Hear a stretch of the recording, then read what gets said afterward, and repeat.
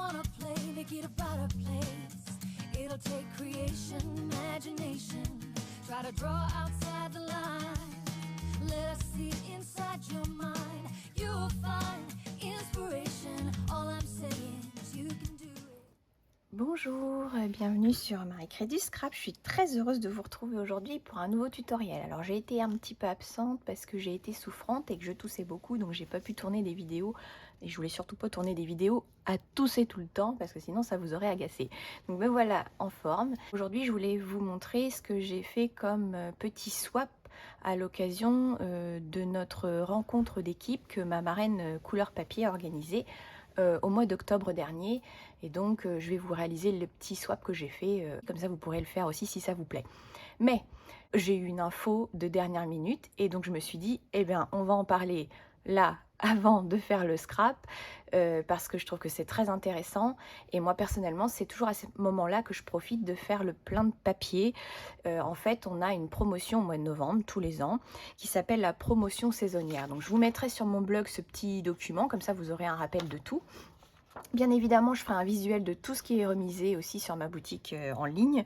Comme ça, vous pourrez aller directement commander. Et donc, du 13, vous notez bien les dates, du 13 au 15 novembre, vous allez pouvoir choisir dans votre catalogue annuel des lots et vous aurez 20% de remise. Donc, ce sont aussi bien les lots de poinçons et de tampons et les lots de perforatrices et tampons. Donc ça vaut le coup, ça vous fait quand même, déjà ils sont proposés avec 10%, donc là ça vous fait encore plus, 20% de remise. Vous pourrez acheter tous les papiers design avec une remise de 20%. Également 10% de remise sur tous les papiers cartonnés. Et là, moi clairement, c'est là que je fais le plein parce que ça vaut le coup et c'est vraiment le truc que je consomme le plus.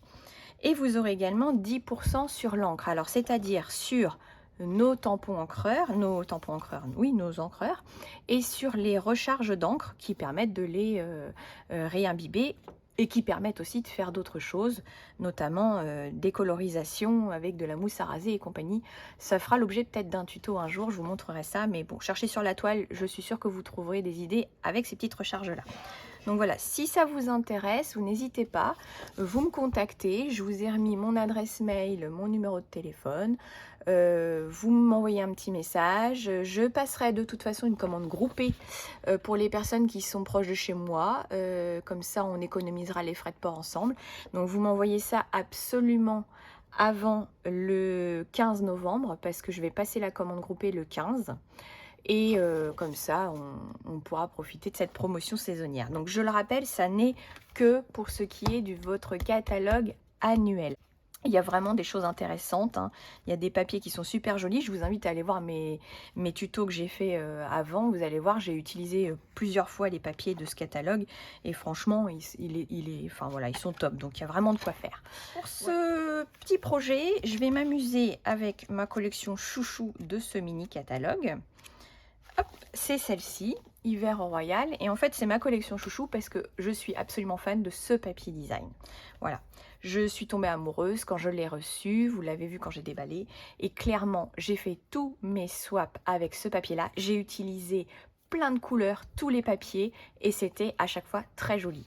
Donc aujourd'hui il a fallu que je fasse un choix pour vous faire la petite boîte, puisque c'est une boîte. J'avais le choix entre tous ces papiers-là. Alors naturellement, je préfère travailler avec les fleurs, parce que de l'autre côté, c'est un petit peu plus simple. Mais vous voyez, j'ai quand même beaucoup de choix. Il y a des choses très jolies. J'avais fait aussi avec celui-ci. Et je trouve franchement qu'il est...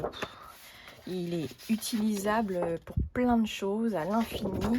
Et il y a vraiment beaucoup de couleurs qui se coordonnent avec, parce que j'ai fait des boîtes de toutes les couleurs. Je me suis vraiment amusée. Et donc là, alors j'ai quand même une petite préférence pour ce genre de feuilles. Et là, en l'occurrence, on va prendre, hop, je vais m'amuser avec celui-là. Hop, j'ai une petite chute que j'ai gardée.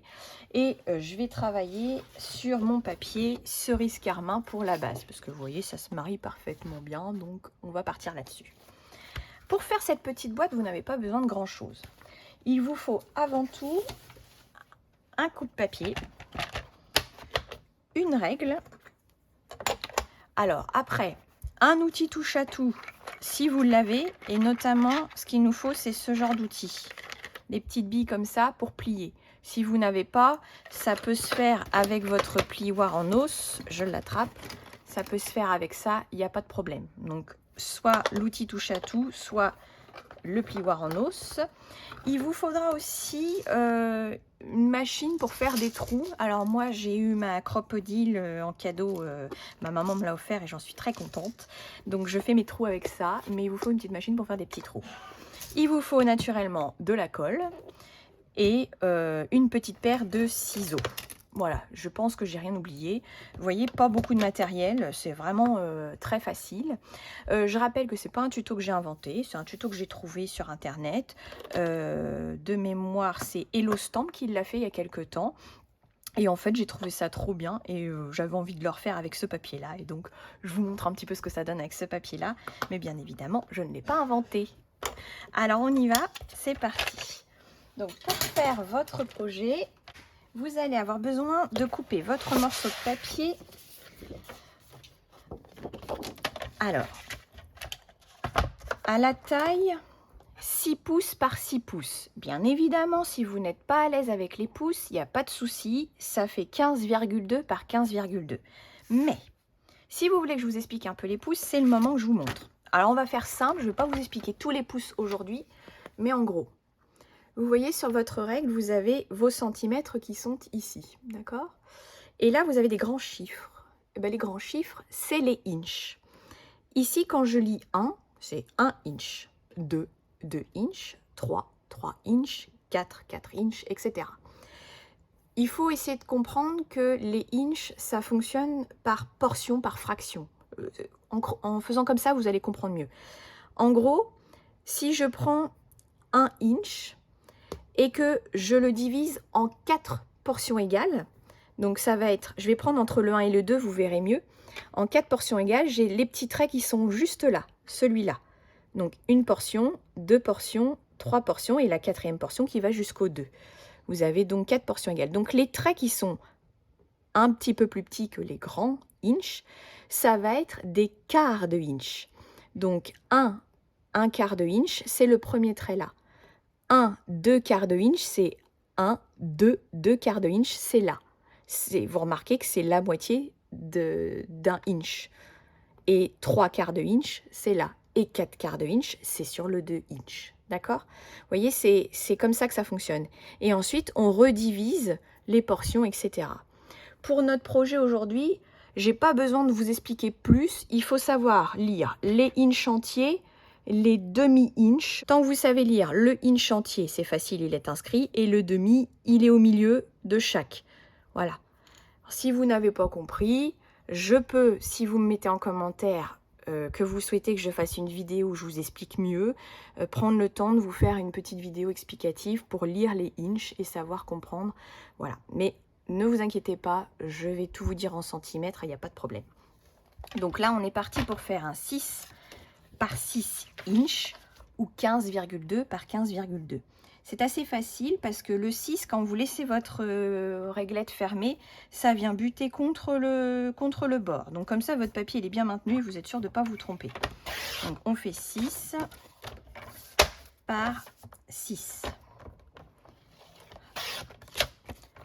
Ensuite, je vais marquer des plis. Alors, vous ne trompez pas, mettez toujours, hop, je vais mettre ma lame en dessous parce que je suis toujours quelqu'un d'étourdi. Si vous êtes comme moi, je mets ma lame de coupe derrière, comme ça je sais que je ne vais pas aller couper.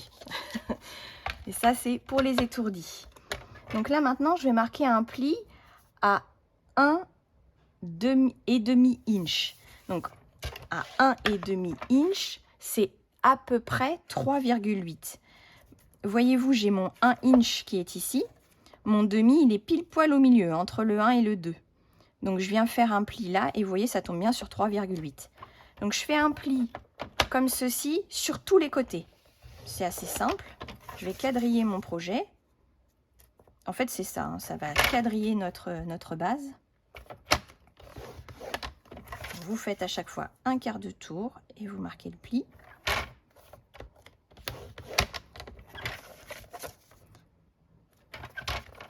Voilà. Ensuite, on va aller se placer sur le 3 inch. Ici, ça correspond à peu près à 7,6. Donc sur le 3 inch. Si vous hésitez, vous vous mettez sur le 7,6 puis vous poussez sur le trait qui est juste en dessous. Comme ça, c'est le 3 inch. Mais il est écrit sur votre coupe-papier, donc il n'y a pas de souci. Et là, attention, vous allez marquer un pli, mais seulement de là jusqu'à rencontrer le pli ici. Et également de là jusqu'à rencontrer le pli ici. Pour ce faire, vous avez toujours sur votre petite lame un petit trait là qui permet de bien s'aligner par rapport au bord du pli. Et en général, je me mets ici et je remonte. Et ensuite, j'appuie pas et je me mets ici et là j'appuie. Voilà. Et vous voyez, j'ai marqué un pli que jusqu'au trait. Alors, si ça dépasse un peu, vous inquiétez pas, c'est pas grave. On tourne. Et on recommence la même chose. On se place sur le 3 inch et on coupe pas, on plie à ce niveau-là. Voilà. Vous devez obtenir quelque chose comme ça. Hein, c'est assez facile. Là, on va se débarrasser de notre coupe-papier. On va se munir de notre outil touche-à-tout ou de notre plioir. Moi, je vais prendre mon outil touche-à-tout puisque, hop, je l'adore et que je l'utilise tout le temps. Je vais placer, donc si vous avez l'outil touche à tout, vous prenez la petite, c'est suffisant pour faire les plis. Vous prenez votre règle. Et alors là, je peux vous dire une chose, c'est que vous allez faire toujours le même trait et que vous allez tourner et faire toujours le même trait. Donc vous retenez bien, vous regardez bien ce que je fais et vous allez comprendre. Vous allez repérer le carré qui se trouve tout à fait à gauche. Vous allez repérer la pointe ici. D'accord? Je repère ça. Et il faut que je trace un trait. Là, je vais repérer le carré qui est ici. Pas celui-là, mais celui d'à côté. Et il faut que j'aille tracer sur son bord en bas. Ou alors, si vous préférez, sur le bord haut du carré extérieur. Ici. Donc, vous tracez un trait de là à là. Quand c'est bon. Alors, normalement, si c'est bien fait, vous passez par les pointes ici. D'accord? C'est ce trait-là. Je tourne et je refais la même chose. D'ici en haut jusqu'à la pointe ici, en haut du carré et en bas du deuxième. J'espère que comme ça, vous voyez bien que c'est bien clair. Et à chaque fois, vous allez tourner d'un quart de tour pour faire ce pli-là. Je n'accélère pas, je ne mets pas de musique, comme ça vous avez le temps de voir comment je me positionne. Et vous allez pouvoir le faire sans souci. Et on le fait sur les 4 côtés. Il n'y a aucun souci, c'est sur les 4 côtés. Je suis en train de pousser ma bannière. Hop. Voilà. Votre base de boîte est faite. Maintenant, on va repérer avec un crayon à papier une petite zone qu'il va falloir qu'on élimine. La petite zone à éliminer, ça n'est pas sur ce carré-là, mais c'est sur le deuxième. Et en l'occurrence, c'est la partie qui est en haut. Donc vous retirez ce triangle-là. Regardez comment je fais. Je tourne et je fais pareil pour les 4 côtés. Ok? Et là, vous savez que ça, je vais devoir l'ôter au ciseau. Donc là, c'est parti. On prend ces petits ciseaux et on enlève la portion que j'ai repérée d'une croix. Mes ciseaux sont pas propres, dis donc. Alors, je le fais au ciseau, c'est parce que c'est plus facile. Je vous conseille pas de vous mettre dans votre coupe-papier, ça sert à rien. Ça prend pas beaucoup de temps de le faire au ciseau. Il y en a 4 morceaux à retirer, c'est pas compliqué. Hop. Alors bien évidemment, cette boîte-là, je la fais en petite dimension, mais en réalité, vous pouvez la faire de la taille que vous souhaitez. Imaginez que vous vouliez faire quelque chose de plus grand. Vous déterminez la taille que vous voulez en largeur, vous divisez en 4 et vous aurez ainsi les portions que vous devez faire, tracer et compagnie. En fait, c'est adaptable vraiment à la taille que vous voulez. Là, en l'occurrence, moi, j'ai fait la petite boîte parce que vraiment, j'en avais 40 à faire et j'avais vraiment pas envie de mettre beaucoup de temps à faire des grosses boîtes. Et puis, voilà, j'ai garni avec des petits chocolats. Mais en fait, je me suis dit aussi que c'était une petite boîte qui pouvait servir à y glisser un petit bijou pour Noël. Donc, j'ai trouvé que c'était la bonne taille pour un petit bracelet, une petite bague faite main, comme moi, je fais mes bagues. Voilà, je me suis dit que c'était pas mal. Donc voilà votre base de boîte. Je me suis juste aperçue là que j'ai oublié de vous dire quelque chose. Il faut faire un pli également dans ces carrés-là. En fait, c'est quand j'ai découpé, je l'ai vu. Ces carrés-là, ils ne doivent pas rester entiers. En fait, vous devez faire les diagonales. Oula. Voilà, vous devez faire les diagonales. J'ai dû oublier de vous le dire et donc je m'aperçois que c'est pas fait. Donc hop, vous reprenez votre règle et vous me faites les diagonales comme ça sur chaque carré extérieur. Bon, à la limite, ça peut être fait après si ça vous permet de ne pas vous tromper quand vous allez sélectionner la partie à enlever. C'est peut-être pas mal de le faire après. Voilà, c'est pas une erreur, hein. On peut le faire tout de suite, c'est pas un souci. Et en fait, vous allez comprendre pourquoi on a fait ça. Si on le fait pas, ça va être plus compliqué. Ça permet de nous aider un peu pour la fermeture de la boîte. Voilà, je fais le dernier. Et je marque mes plis.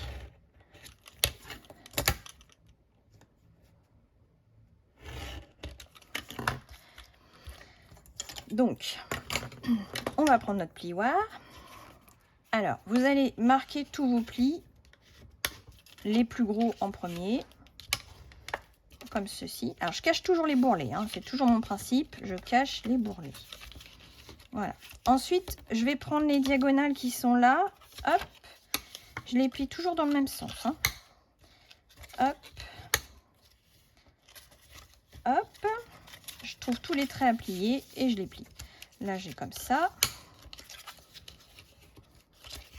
Il faut vraiment bien passer sur tous vos plis. Tous les plis que vous pouvez trouver. Voilà, je pense que j'ai marqué tous les plis. Oui, c'est bon. Ensuite, celui-là, il est marqué aussi. Ensuite, vous allez marquer celui-là, là, le petit, là où vous avez coupé, vous allez le faire se rabattre aussi et vous le marquez bien. En fait, cette petite partie-là, c'est ce qui va servir d'onglet de collage. Donc ça, hop, vous la rabattez.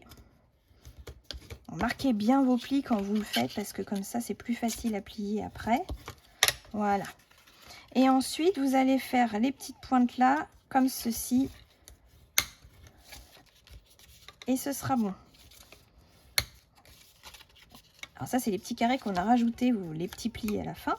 Et en fait, donc on l'a fait une fois dans ce sens-là et on l'a fait dans l'autre sens parce qu'en fait, je vous explique, ça va venir se plier comme ça ou comme ça.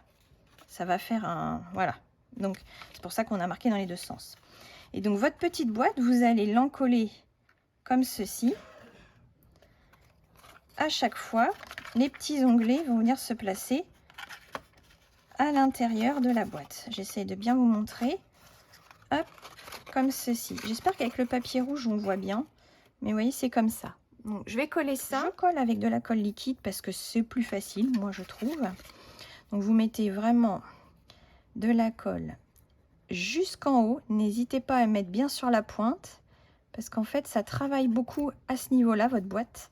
Donc, il faut mettre vraiment de la colle comme ça. Et vous rejoignez les deux bouts. Vous voyez, c'est assez facile à faire. Hop. On fait ça partout. Je colle le dernier. Hop. Voilà, votre petite boîte est presque faite. Alors, vous allez rabattre vos petites choses là et vous allez donner le mouvement comme ceci. Donnez ce mouvement là sur chaque pointe. Et vous allez voir que votre boîte va apparaître. C'est bien parce que je ne vous l'ai pas montré au début, donc vous ne voyez pas ce que ça donne. Vous l'avez peut-être déjà vu cette boîte, ceci dit, sur la toile. Voilà. Et regardez. Tadam! Voilà la petite boîte. C'est sympa, hein? Donc là, on va la laisser sécher. Puis on va s'occuper de notre papier design. Donc, pour décorer cette petite boîte, vous allez avoir besoin donc, de votre coupe-papier à nouveau, de votre papier design. Et là, en fait, vous allez couper des petits morceaux de papier design qui mesurent 1 pouce 1/4 ou bien en centimètres 3,3 cm. C'est largement suffisant, c'est une toute petite bande de papier, donc vous imaginez tout ce que j'ai pu faire avec mon papier design comme boîte. Et ensuite, donc c'est des petits carrés, donc je refais 3,3 ou 1 pouce 1/4. Et il m'en faut en tout 6 morceaux. Donc toujours 1/4 de inch ou 3,3 cm. Hop. Ces petits bouts de papier, il va falloir les diviser en deux, en petits triangles. Bah oui, parce qu'en fait, il faut les mettre ici. Donc, vous avez besoin de les couper et ici aussi. Donc, on va faire la moitié. Donc, vous avez la possibilité dans votre coupe-papier de vous placer complètement au bord dans le rail. Vous mettez bien votre pointe. Et ensuite, vous allez chercher à mettre la pointe dans le rail aussi, là. Et en fait, quand vous allez couper, je vous conseille de ne pas vous mettre au bord en bas parce que quand vous allez monter, vous allez arracher votre pointe. Vous vous placez au milieu, vous montez et vous descendez. Il faut prendre son temps, c'est un peu minutieux, mais en prenant son temps, ça va. Je vous conseille également, quand vous les coupez, de bien les positionner devant vous comme ils devraient être mis. Vous allez comprendre pourquoi. Parce que quand il y a un sens, j'ai fait attention d'avoir quelque chose qui colle quand on les colle ensemble. Donc je m'en remets, hop, et je fais ma diagonale. Voilà, je ne sais pas si vous êtes à l'aise avec cette façon de faire, mais ça se fait bien. Il faut juste être précis, ne pas se précipiter. Et ça coupe très bien à moitié. Voilà. On fait comme ça sur les 6 morceaux, puisqu'on n'a absolument pas la place de mettre un carré. Ça ne sont que des petits triangles.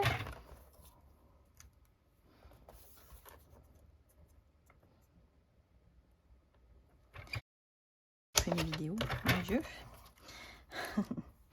Et hop, on fait la dernière. Là, c'est pareil, j'essaye d'orienter toujours mon papier pour avoir quelque chose de joli à la fin. Et voilà. On n'a plus besoin de notre coupe-papier, on peut le mettre de côté. Alors, comme toujours, je suis perfectionniste, vous le savez, je prends mon Stampin' Write cerise carmin, de la même couleur que mon papier. Et je vais ancrer le bord de mes papiers design. Vous avez moins 10% aussi du 13 au 15 sur les marqueurs Stampin' Write et sur les marqueurs Stampin' Blend. Donc si vous les avez pas, c'est le moment aussi de les prendre avec moins 10%. Voilà. Je suis en train de me dire que je n'avais pas dit ça tout à l'heure. Je vous ai parlé que des tampons encreurs, mais en fait, on peut aussi sur les feutres.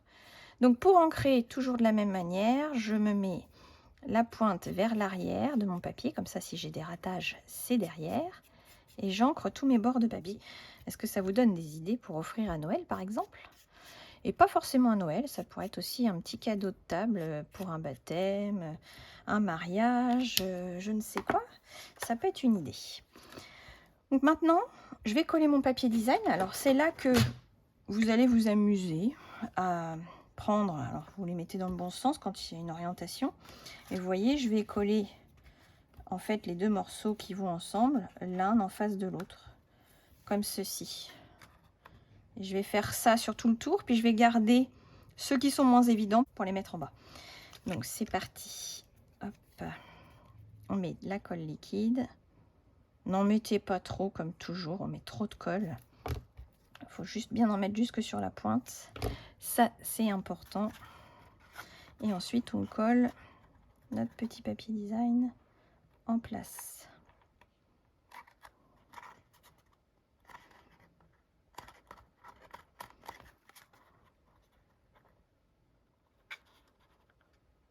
Alors vraiment, cette colle, je l'adore parce que pour faire ce genre de choses minutieuses, elle est parfaite parce que vous voyez, quand j'appuie, j'appuie pas fort en fait au départ pour pouvoir glisser un petit peu le papier pour le positionner et franchement, elle est top. On n'en met vraiment pas beaucoup et ça colle très très bien. Et aussi, elle a une particularité, cette colle, c'est que quand vous la laissez sécher complètement, ça devient de la colle post-it. En fait, vous pouvez décoller, recoller le morceau de papier sur lequel vous avez laissé sécher la colle. C'est très pratique quand on a des projets un petit peu compliqués à monter.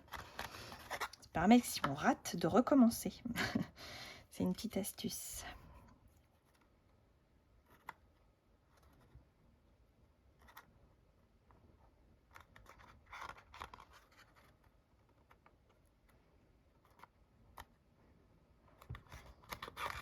Et ensuite, donc, je vais positionner les petits triangles qui me restent sur les bases qui se trouvent juste là. On va peut-être essayer de trouver un endroit où ça marche bien. Vous voyez, j'essaye toujours de chercher où ça peut matcher pour que ça soit plus joli, quoi. Que ça fasse quelque chose qui se fond. On dirait presque que c'est fait exprès, alors que pourtant, non.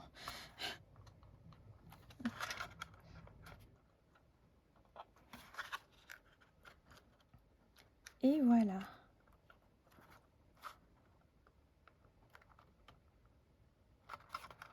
Bah, écoutez, on a mis tout notre papier design. Regardez ce que ça donne. Moi, j'aime beaucoup. Vous avez vu un petit peu? Donc, on va la repositionner pour que vous voyez bien comment ça se positionne une fois fermé. C'est chouette, hein? Oh, j'adore. Franchement, j'ai adoré les faire et j'adore toujours. J'en fais encore une et voilà. Donc là, pour fermer la boîte, je vais juste faire 2 trous. Parce qu'en fait, je vais passer mon ruban et vous allez comprendre en fait comment ça se ferme. Alors, elle est petite, donc ça se ferme comme ça. Si j'en fais une plus grande, par contre, je vais faire les 4 trous sur les 4 côtés. Et en fait, les trous se font sur cette partie-là. Pas sur ça, puisque ça, c'est plié. Sur cette partie-là. Donc, si vous avez une crocodile ou je ne sais quoi, en général, je me règle à 1 cm. Donc, elle est déjà réglée normalement. Oui. Je me suis réglée à 1 cm pour que ça fasse le trou à 1 cm du bord. Et j'ai pris un trou petit. Et donc, je choisis là de le faire que sur 2 côtés. Et je pense que je vais le faire sur cela. Donc, vous vous positionnez comme ceci. Et en fait, vous allez chercher, je ne sais pas si je vais réussir à vous montrer. Je vais chercher à faire le trou au milieu entre les papiers design. Voyez-vous, comme ça. Et hop, et on y va. Voilà, vous voyez, vos petits trous, ils sont là. L'un en face de l'autre. Et ensuite, on va découper un morceau de ruban.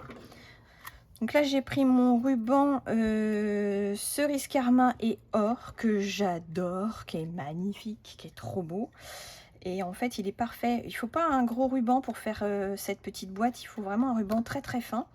Donc, prenez 40 cm. Et puis, on va voir si c'est trop. On recoupera. On va en prendre un peu plus.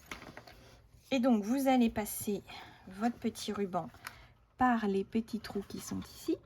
Hop. Ah, attendez, parce que, hop là, quand même y arriver. Et vous repassez par l'intérieur pour aller ressortir en face. Voilà. L'idée, c'est de passer comme ça. Là, en général, ce que je fais, c'est que je me mets à la même longueur, voyez-vous. Naturellement, quand je serre, ça fait ça. Et regardez, je vais faire mon nœud. Là, vous dites, elle ferme pas ta boîte, Marie, ça va pas cette histoire, ça ferme pas. Ne vous inquiétez pas, vous allez voir, c'est magique. Je fais un petit nœud. Alors là, les nœuds, on est plus ou moins à droit. Hein. Ça dépend si vous avez l'habitude de faire des nœuds ou pas. Vous faites vos jolis petits nœuds. Et pour la fermer, regardez, vous appuyez là et hop, elle est fermée. C'est magnifique. Ce qui fait que pour l'ouvrir en réalité, vous pourrez dire aux gens, tu peux retirer le nœud, mais si tu veux, t'appuies sur les côtés et ça s'ouvre. Voilà, on n'est pas obligé de retirer le nœud. Mais bon, ça vous verrez si vous le dites ou pas en faisant la boîte. Mais voilà, c'est assez simple à faire. Alors bien évidemment, c'est ce que je vous disais, quand vous en faites une plus grande, il faut faire sur les quatre coins les trous parce que bah il faut que ça tienne, et là franchement quand elle est grande ça a du mal à venir se coincer comme ça, mais voilà. Donc voilà la petite boîte que j'ai swappée et fait dans plein de couleurs différentes pour l'occasion de nos retrouvailles entre petits papiers. Je vais raboter un petit peu mon fil, voilà. Je sais pas ce que vous en pensez, mais moi, je les adore, ces petites boîtes. Bien évidemment, vous imaginez que vous pouvez faire tout ce que vous voulez, rajouter une étiquette avec un nom, pourquoi pas passer une petite ficelle avec une petite étiquette qui pend en disant pour toi, joyeux Noël, ou je ne sais quoi. Moi, je l'avais laissée comme ça, parce que j'avais pas envie de la personnaliser davantage, parce que je voulais que les filles puissent l'utiliser comme base pour faire des ateliers, ou enfin voilà, donc je n'avais rien mis du tout, mais on peut la customiser comme on veut, voilà. Bon, j'espère que ça vous a plu. Je vous montre tout de suite un modèle que j'ai fait version Noël. La version que j'ai fait pour Noël, donc cette fois-ci, je suis partie sur un modèle qui fait 8 inches par 8 inches. Vous voyez, ça fait une boîte un petit peu plus grosse quand même, et en fait c'est plus intéressant quand on a un petit cadeau un peu plus imposant à faire, et je me suis dit que pour Noël c'était quand même mieux d'avoir une boîte plus conséquente. Donc voilà, donc là j'ai utilisé le lot plaisir de Rennes, donc celui que j'ai déjà beaucoup utilisé, que vous avez beaucoup vu dans mes vidéos, celui-ci, hein, avec le set de tampons, les poinçons, et là en l'occurrence je n'ai utilisé que les poinçons pour faire mon petit renne et puis sa couronne. J'ai utilisé le beau ruban argent et blanc, voilà. Le papier design de la collection Plaisir de Rennes. Et petite chose que j'ai faite ici, parce que je trouvais que ça faisait très joli. Vous voyez, j'ai pas seulement fait mon trou, j'ai aussi mis un œillet. Et voilà, je trouve que ça finit un petit peu le truc.